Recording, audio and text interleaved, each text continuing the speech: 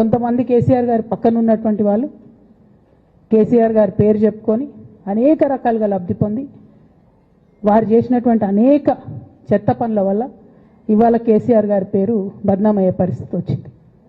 అయినా మళ్ళీ వాళ్ళనే మోస్తాం, అయినా మళ్ళీ వాళ్ళనే ముందుకు తీసుకెళ్తామని అనుకుంటే పార్టీ ఎట్లా ముందటికి పోతుంది? ఒక బిడ్డగా నిజంగా నేను బాధపడతా ఉన్నాను.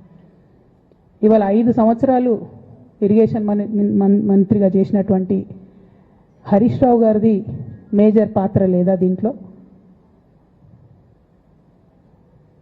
అందుకే కదా కేసీఆర్ గారు వారిని సెకండ్ టర్మ్లో తప్పించిండ్రు.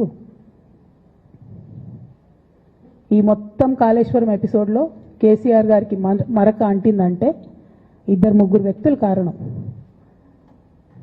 మాజీ రాజ్యసభ సభ్యుడు ఒకలైతే, హరీష్ రావు గారు ఒకలైతే, మెగా కృష్ణారెడ్డి గారు ఇంకోడు, మెగానో బోగానో ఏదో.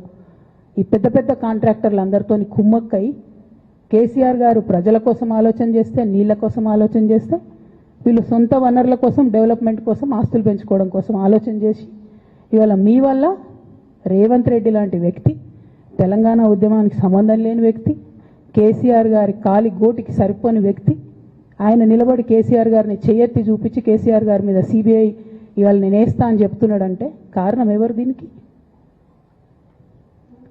నేను భరించిన, ఇదే హరీష్ రావు గారు, ఇదే సంతోష్ రావు గారు అనేక కుట్రలు చేసినా కూడా భరించిన. నా మీద ఓపెన్గా మీడియా మిత్రులందరితో రకరకాల మాటలు చెప్తే కూడా నేను భరించిన. నా పర్సనల్ అటాక్కి నేను ఎప్పుడు కూడా వాళ్ళను ఇంతవరకు పేరు పెట్టి పిలవలేదు, మాట్లాడలేదు. ఫస్ట్ టైం చెప్తున్నా నేను. ఎందుకోసం చెప్తున్నా? కేసీఆర్ గారికి ఈ వయసులో సిబిఐ ఎంక్వైరీ ఏందండి? ఎందుకోసం ఆ కర్మ పట్టింది? ఎందుకు భరించాలి? ఇటువంటి వాళ్ళని చూస్తూ ఎందుకోసం ప్రొటెక్ట్ చేసుకోవాలి? బీఆర్ఎస్ పార్టీ తమ్ముల కోపం రావచ్చు, కానీ వాస్తవాలు చేదుగున్నా అప్పుడప్పుడు మాట్లాడుకుంటేనే, మందు తీసుకుంటేనే ఆరోగ్యం మంచిగా అవుతుంది.